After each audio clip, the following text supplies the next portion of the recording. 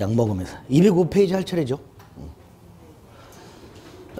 자, 물권, 총론, 서론. 서론 부분에서는 일물일권주의하고 물권 법정주의하고 그 다음에 물권의 우선적 효력과 물권적 청구권 한 그 네 가지 정도 그것만. 그 다음에 물권 변동과 관련해서는 원칙이 공시원칙, 공시원칙 구별해야 되고 채권행위, 물권행위 그 관계를 좀 생각해달라 했어요. 그리고 나서 부동산 물권 변동 관련된 186조 등기가 필요한 거하고 187조 등기 필요 없는 거 요 조문 해석하고 그 다음에 구별할 수 있어야 되잖아요. 등기 요하는 것과 요하지 않는 거. 그 다음에 이 두 개가 공통적으로 등기를 요하고 있는데 이 등기 안에서 7개를 해야 된다 그랬죠. 그 중에 지난주까지 4개를 했어요. 이중보존 등기, 가등기, 중간생략 등기, 그리고 무효 등기의 유용 4가지 했습니다. 나머지 3개 남았어요. 그 중에 하나가 뭐 5번을 달죠. 그 중에 하나가 갑이 을에게 101호를 팔았다. 을이 갑에게 돈을 다 줬다. 그리고 열쇠와 등기서를 넘겨받아서 현재 을이 101호를 거주하고 있다. 즉 점유하면서 사용하고 있다. 하지만 등기는 안 했다. 우리 중간생략 등기에서 봤던 중간자 있었죠? 미등기 전매하는 사람. 그 사람 생각하시면 돼요. 어떻게 하면 미등기 전매를 좀 해볼까 기회를 노리고 자기 이름으로 등기하지 않은 채 버티고 있는 사람 생각하시면 됩니다. 근데 요 사람이 문제를 좀 많이 일으켜요. 그래서 요거와 관련된 판례가 몇 가지 쭉 나오고 또 매매가도 과실수치에 관련된 내용들이 요 놈이 관련해서 나옵니다. 여기저기에서 문제를 일으켜요. 근데 요 놈에 대해서 우리 대법원이 몇 가지 판단을 해준 게 있습니다. 대표적인 게 요 상황에서 101호 등기부를 떼보면 갑으로 소유권 등기가 아직 남아있겠죠. 그렇죠? 그래서 요 상황에서 갑의 채권자가 누가? 갑의 채권자가 경매를 넣은 사건이 있었어요.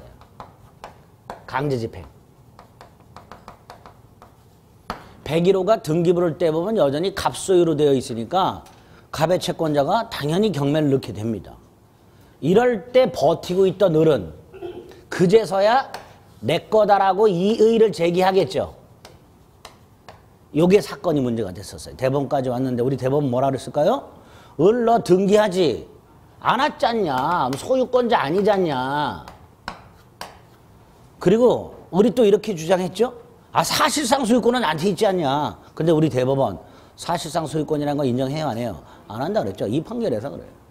너는 소유권 없고 사실상 소유권 그따위 없고 따라서 너는 강제집행하는 갑의 채권자에게 이의를 제기할 수 있다 없다? 없다.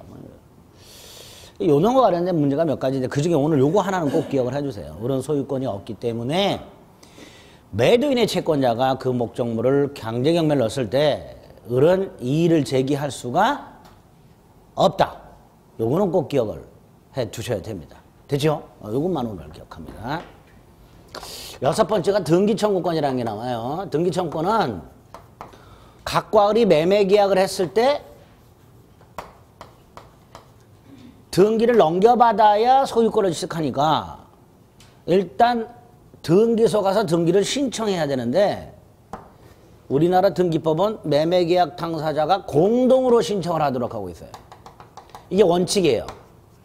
등기를 신청할 때 어떻게 신청을 하고? 공동신청. 물론 상속을 받았다. 갑이 사망을 해서 을이 상속을 받았다.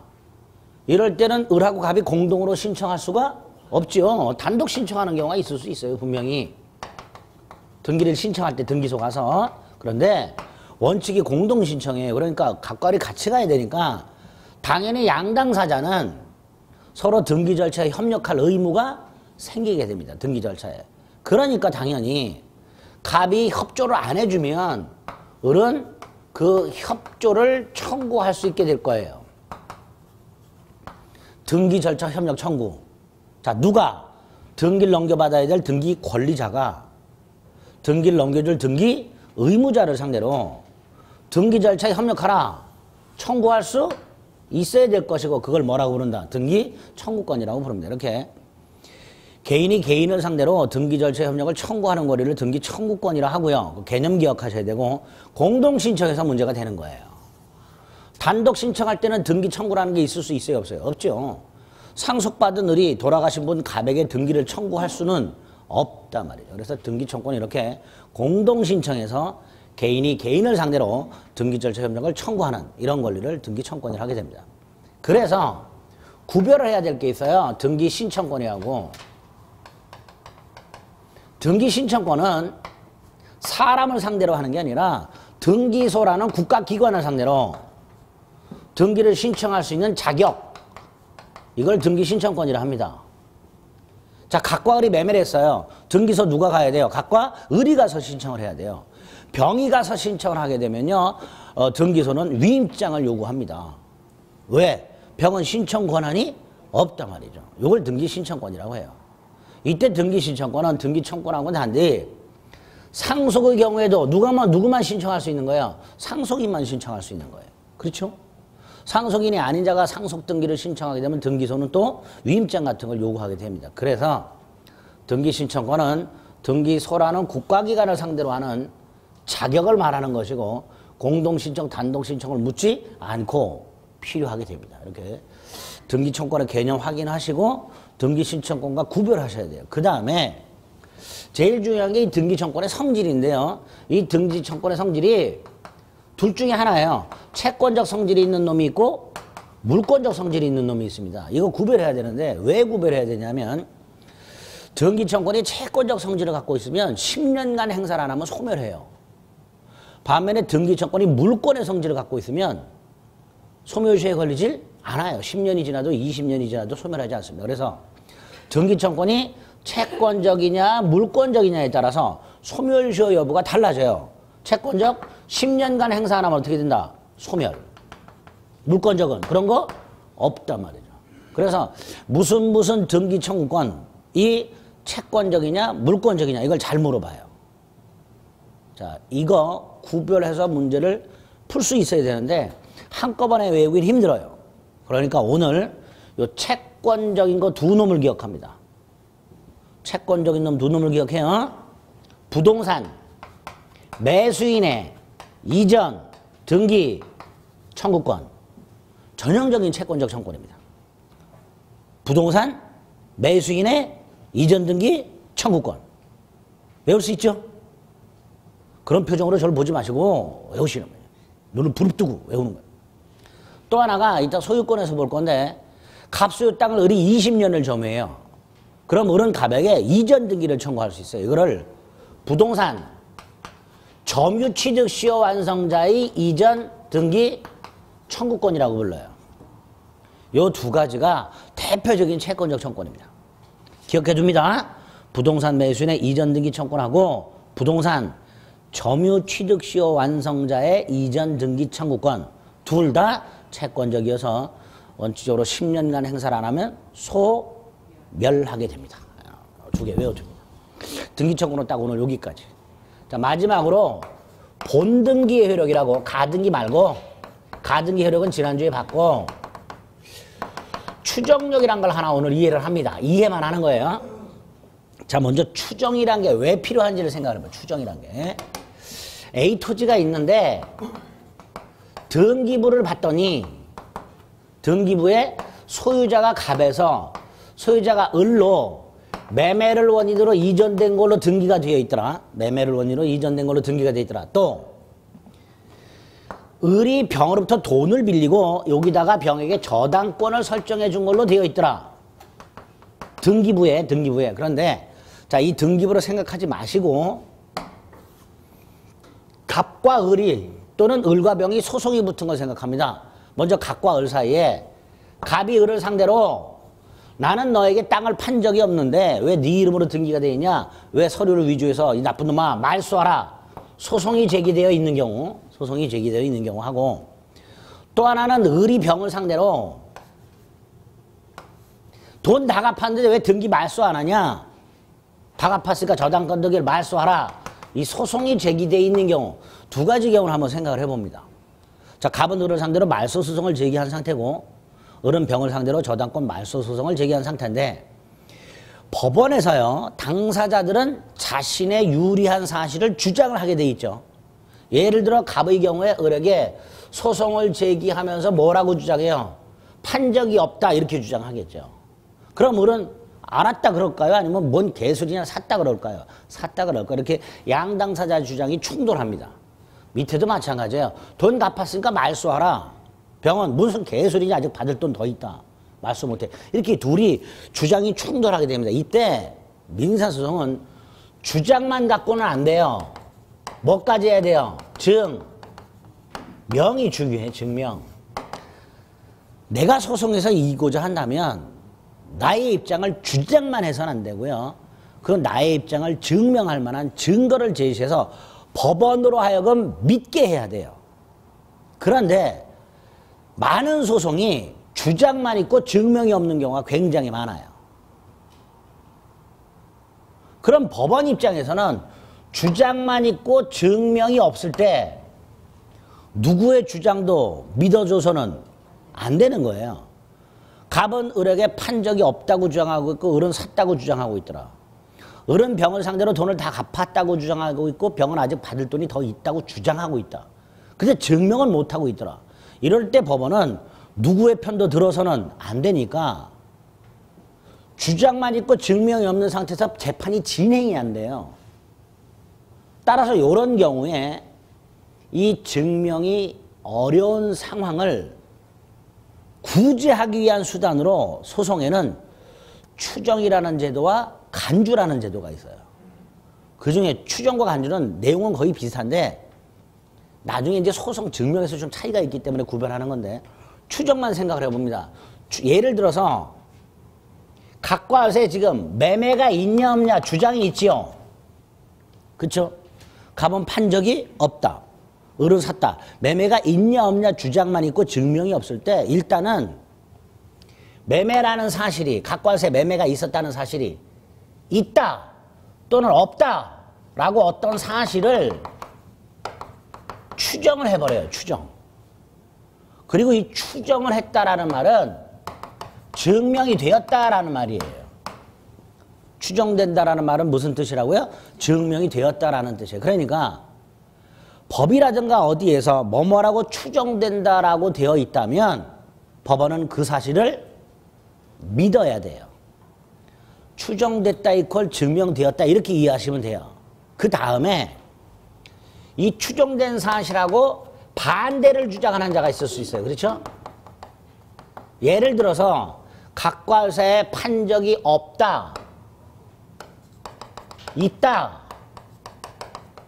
라고 주장만 있을 때 만약에 매매가 있다 라고 추정을 해버리면 매매는 있었다고 증명이 된 거예요. 그러니까 반대, 매매가 있다는 반대, 없다고 주장하는 자가 반대 사실을 증명을 해야 돼요. 이걸 입증 책임이라고 해요. 그래서 만약에 이 반대 사실 주장자가 증명을 하면 이 추정이 깨져요. 이걸 증명하면. 증명을 못하면 이 사람이 패소를 해요.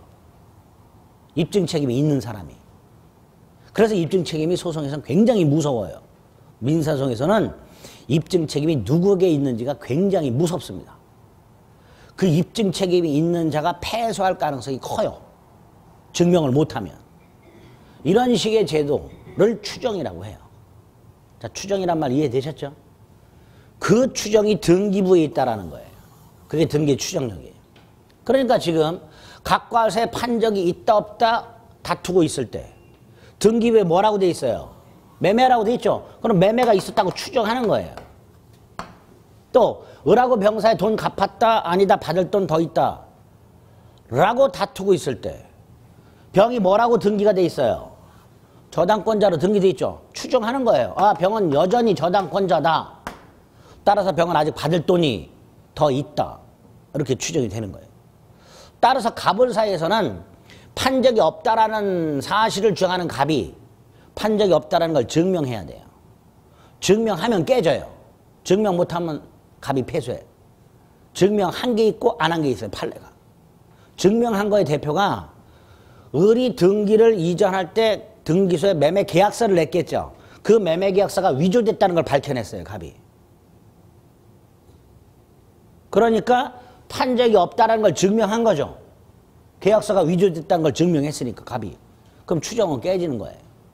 이런 식의 기능이 있어요. 또 을하고 병사에도 병이 저당권자로 추정이 되니까 병은 가만히 있으면 되고 을이 다 갚았다고 주장하는 을이 다 갚았다는 사실을 증명을 해야 돼요.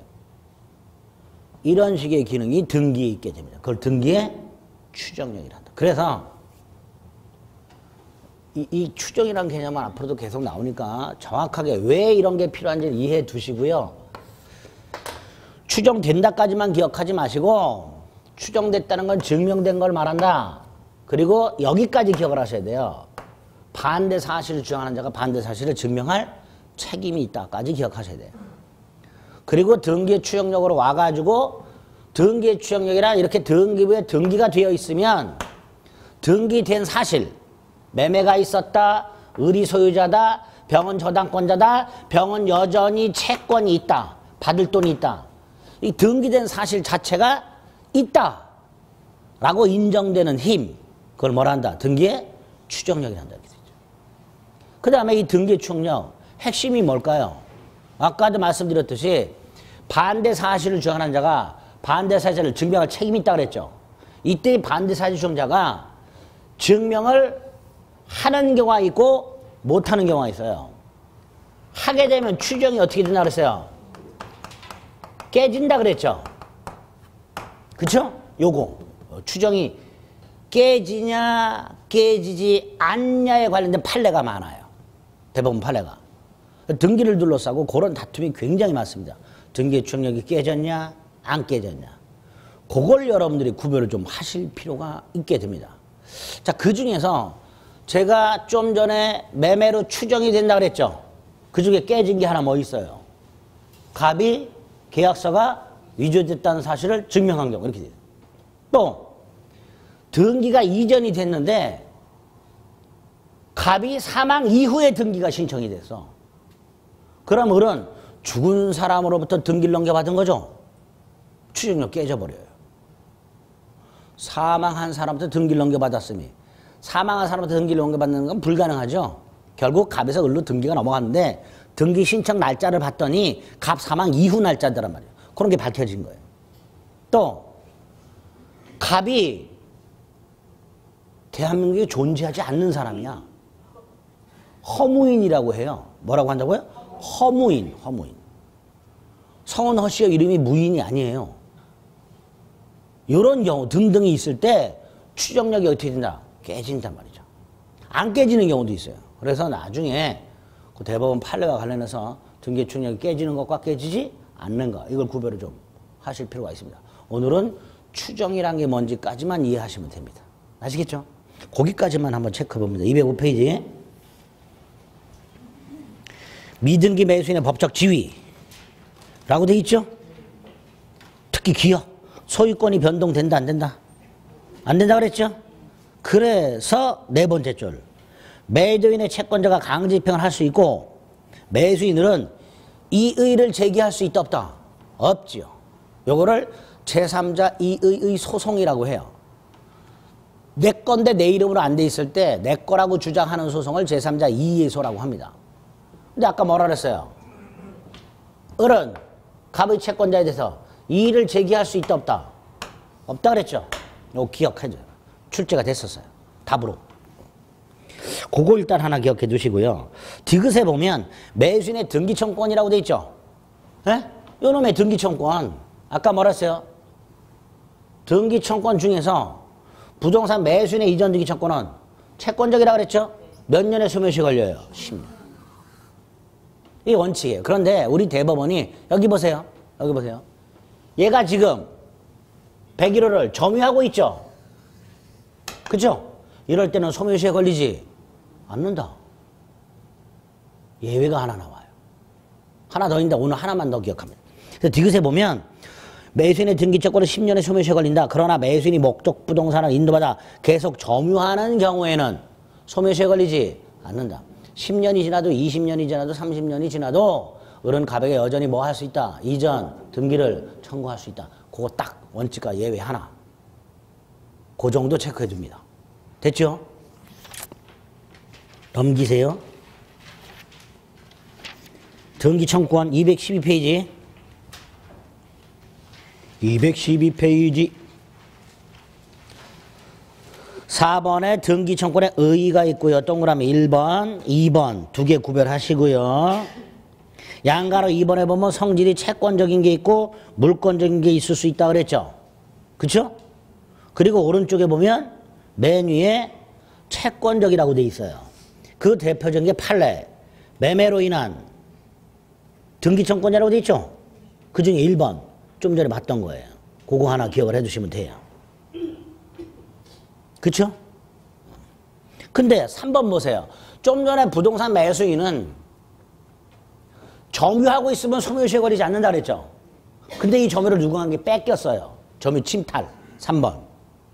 점유를 침탈 당했으니까 더 이상 매수인은 점유하고 있질 못하죠. 그러니까 어떻게 돼요? 소멸시효가 다시 진행된다.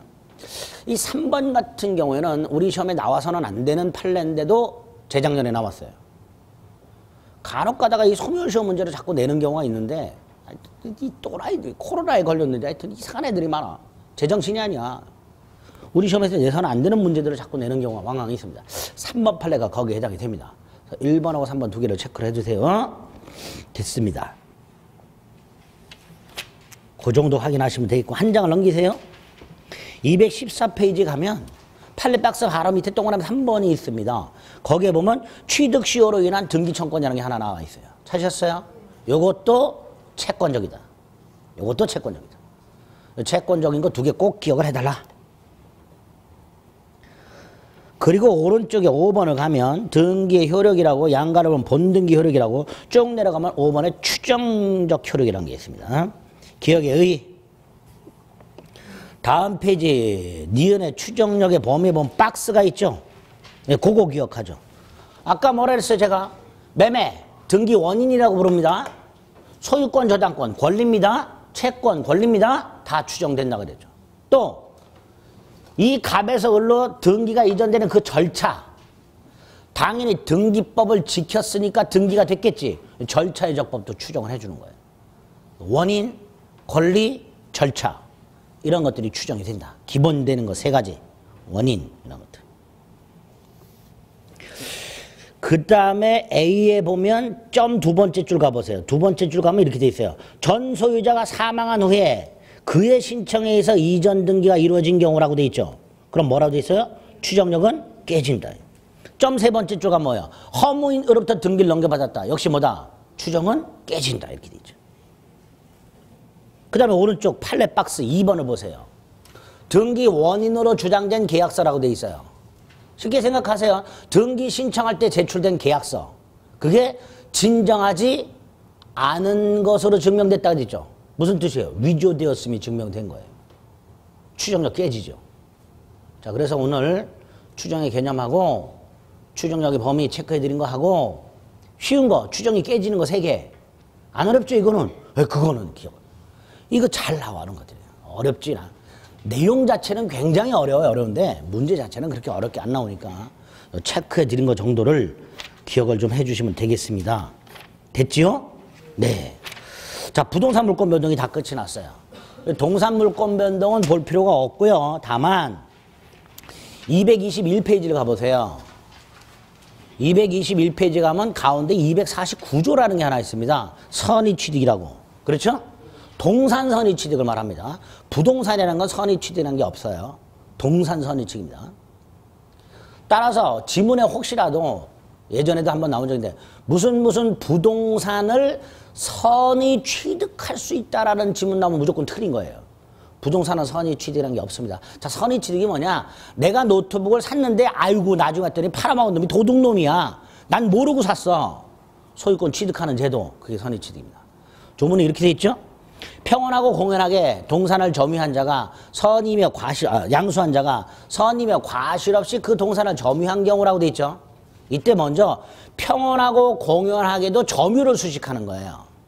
그래서 원래 이 249조는 이렇게 조문이 되어 있어야 돼요.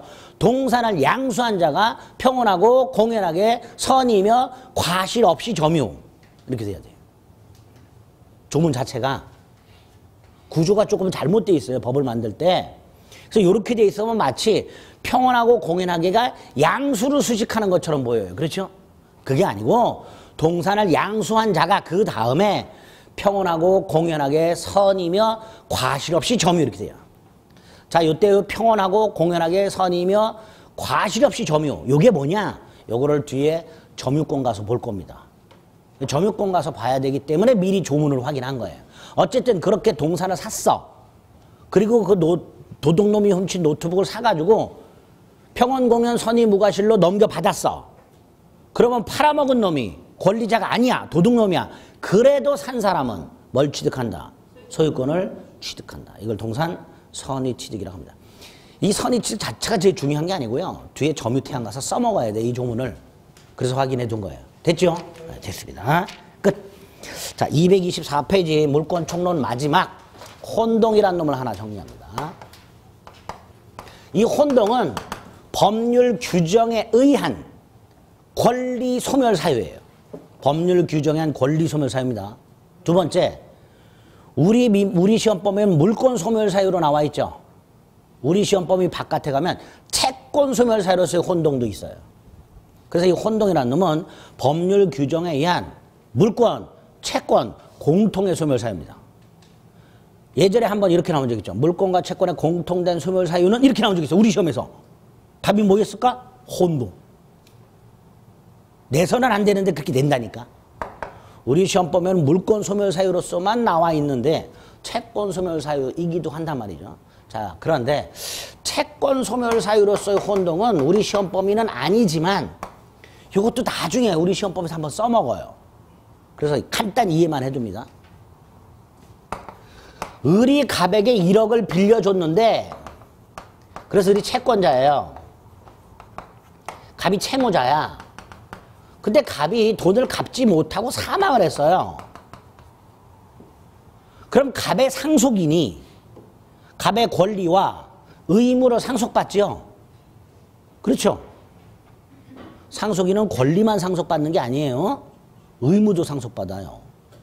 그래서 만약에 내가 권리, 재산을 5억을 상속받는데 아버님이 돌아가신 다음에 조사해봤더니 아버님이 부채가 10억이야. 그럼 상속받으면 돼요? 안 돼요? 안 되죠. 이럴 때 상속폭이라는 게 있어요. 또 이렇게 받을 수도 있어요. 내가 5억을 상속받죠. 근데 아버님 채무가 얼마인지 확실하지 않아.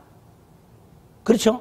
이럴 때는 상속받기도 뭐하고 포기하기도 뭐하죠. 이럴 때 할 수 있는 게 내가 받은 만큼만 채무를 상속하겠다. 한정상속이라는 것도 있어요. 네? 네, 그런 것도 있어요. 몰라도 돼, 몰라도 돼. 어쨌든 상속은 권리만 상속받는 게 아니라 의무도 상속을 받아요. 그러면 갑이 을에 대하여 부담하고 있던 1억 채무, 이것도 상속이라 상속이 일단 되겠죠. 근데 그 상속을 얘가 받았어. 을이 갑의 상속인이야. 이게 무슨 시츄에이션인가요?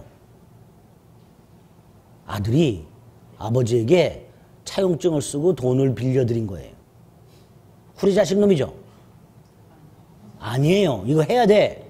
안 그러면 증여세를 내게 돼 있어. 그래서 얼마 전에 이틀 전인가 또 기사가 났던데 편법 증여가 지금 굉장히 많다죠. 걸렸죠. 그래서 국세청 통보당한 게 있죠. 한 사람. 뭐예요? 아버지가 아들에게 돈을 빌려줘서 차용증을 받고 일단 증여로 의심이 되는 거예요. 근데 굳이 차용증을 썼어. 왜? 그냥 줬다간 그냥 100% 증여니까 일단은 버티는 거예요. 써야 돼요. 이게 정상이에요? 차용증을 받고 돈 빌려드렸어. 채권자, 채무자. 안 갚고 돌아가셔서 상속됐어. 그럼 을은 자기 자신에 대한 채무자가 됐죠. 그렇죠? 이럴 때 채권과 채무를 소멸시켜버립니다. 이게 채권, 채무의 혼동이라는 거예요. 즉 채권자라는 지위와 채무자라는 지위가 한 사람에게 귀속이 되면 채권, 채무는 소멸하게 됩니다. 이게 채권, 채무의 혼동이라는 거예요. 개념 정도만 기억을 해주세요. 그리고 이제 191조를 봅니다. 그 중에 1항.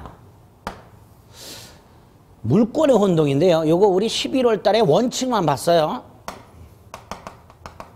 갑소유 땅에 을이 지상권을 갖고 있다. 자, 지상권이라는 건 뒤에 제한물권에서 볼 건데 을이 지상권을 가지고 땅을 사용 수익하게 됩니다. 그런데 이 상태에서 을이 아예 돈 주고 사버렸어. 그러면 하나의 물건에 소유권과 다른 물건이 동일한 사람에게 귀속이 됐죠. 이럴 때 191조 1항에서는 그 다른 물건을 소멸시키도록 이렇게 되어 있습니다.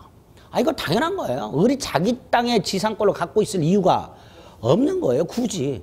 지가 지 소유권을 제한하고 있어. 이상하죠. 그러니까 하나의 물건의 소유권과 조문에는 다른 물건이라고 되어 있습니다. 그 다른 물건이 제한 물건을 말하는 거고요. 그게 한 사람에게 귀속이 되면 그 제한 물건을 소멸하는 것을 원칙으로 합니다. 그럼 똑같이 갑소유 땅이 있는데 을이 갑에게 담보로 돈을 빌려주고 땅을 담보로 잡고 저당권을 갖고 있더라.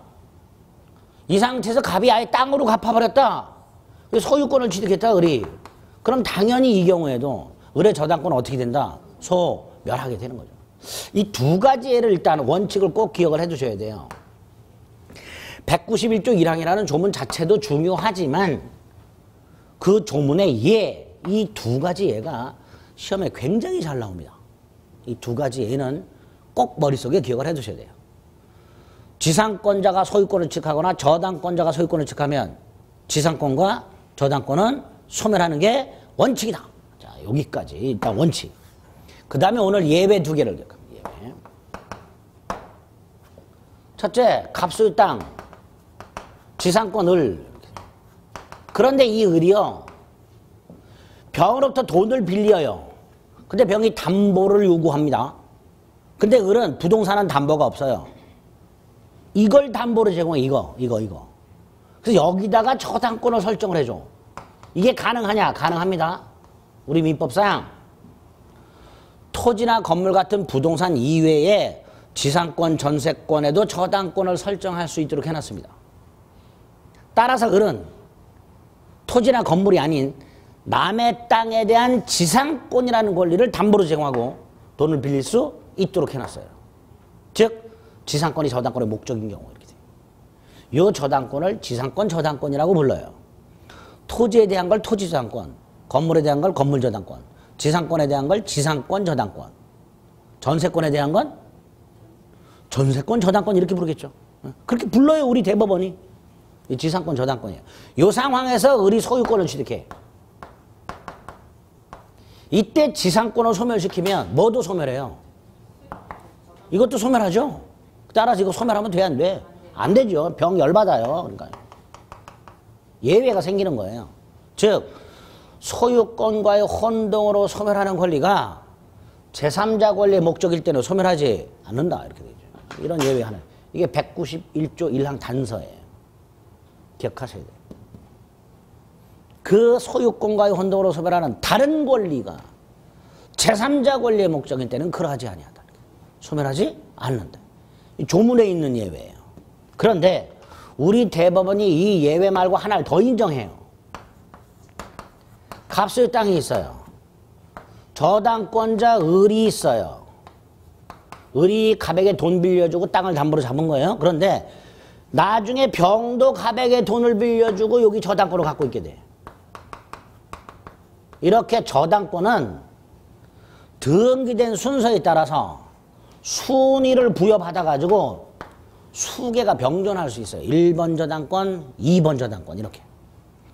그리고 나중에 갑이 돈을 갚지 않아서 저당권자가 땅을 경매를 넣게 되면 그 경매 대가로부터 1번 저당권자가 먼저 배당을 받고 남은 걸 2번 저당권자가 순차 배당을 받아요. 따라서 저당권 순위에 따라서 배당받는 순서가 달라져요. 이 상황에서 을이 소유권을 취득했을 때, 이 땅에 대한 소유권을 취득했을 때 왼쪽처럼 을의 저당권을 소멸시키면 2번 저당권이 몇 번이 돼요? 1번이 되죠. 이때 병 아무것도 한 게 없는데 2번에서 1번으로 순위가 올라가요. 이런 걸 전문용어로 뭐라 할까요?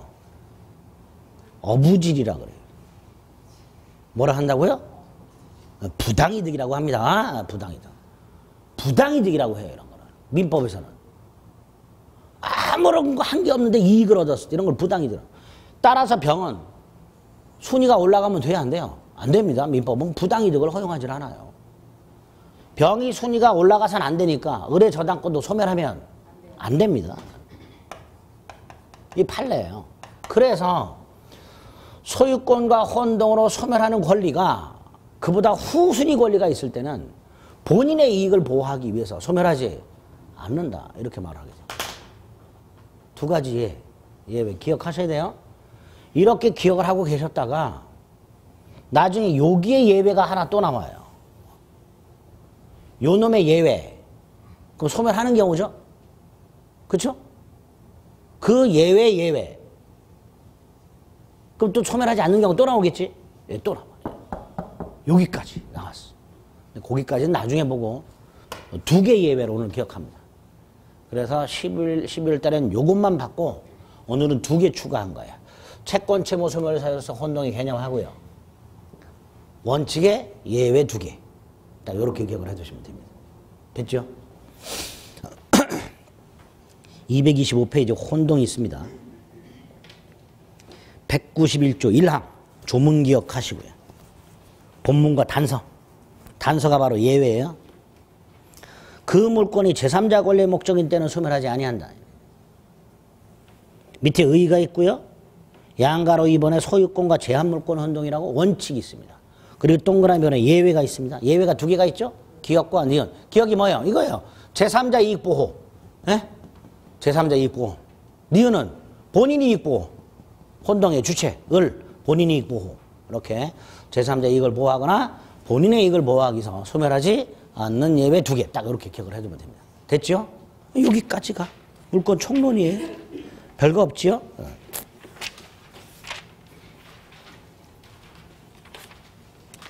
자, 물권 총론이 다 끝이 났고요. 이제 강론으로 갑니다. 강론에 가면 물권이 총 8개가 있고 그 중에 7개가 우리 시험범위라 했어요.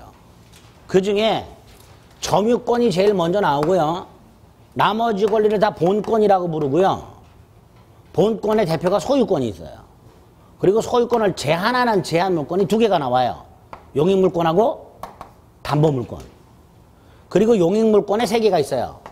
지상권, 지역권, 전세권. 담보물권에 유치권, 질권, 저당권. 이렇게. 총 8개예요. 점유권, 소유권, 지상지역, 전세권, 유치권, 질권, 저당권.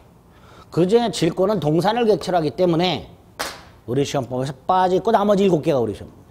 이 7개의 권리에서 10문제 내지 11문제가 나옵니다. 10문제 내지 11문제. 그 중에서 소유권, 유치권, 저당권 합쳐서 적어도 6개 내지 7개가 나와요. 소유권, 유치권, 저당권에서. 간혹 코로나 걸린 출제원이 들어가면 여기서 4개를 내거나 막 여기서도 막 4개를 내고 막 이래요. 우리나라 출제원들은 이해가 안 돼. 제가 볼 때는. 민법에 중요한 게 얼마나 많은데 이상한 거네. 이상한 거네. 거지 같은 거. 에이씨. 어쨌든 이 3가지가 아주 중요합니다. 이 3가지 열심히 해요. 그럼 나머지 강의는 듣되 찍자. 에? 그렇게 생각하고 접근하세요. 그리고 요 네 놈은 조문을 좀 몇 개 외워야 돼. 그럼 맞출 수 있어. 그래서 요 네 놈은 제가 거의 조문 위주로 설명을 드릴 거예요. 당분간은. 그리고 나중에 문제풀이 할 때 필요한 판례 몇 가지만 추가하면 됩니다. 그래서 요 네 놈은 처음부터 맞출 생각으로 접근하지 마시고요. 아, 이런 권리도 있구나. 그리고 민법의 종문이 이렇게 돼 있구나. 라고 생각하시고 약간 편안한 마음으로 들으셔야지 이거 맞추겠다고 달려드시면 여러분만 괴롭습니다. 미리 말씀드렸어요. 나머지는 전력을 다해서 보셔야 돼요. 소유권, 유치권, 저당권. 어려워요. 어렵지만 이거 맞춰야 돼요. 많이 나오니까. 이렇게 일단 뼈대를 잡고 점유권을 보시면 됩니다. 자, 그러면 점유권.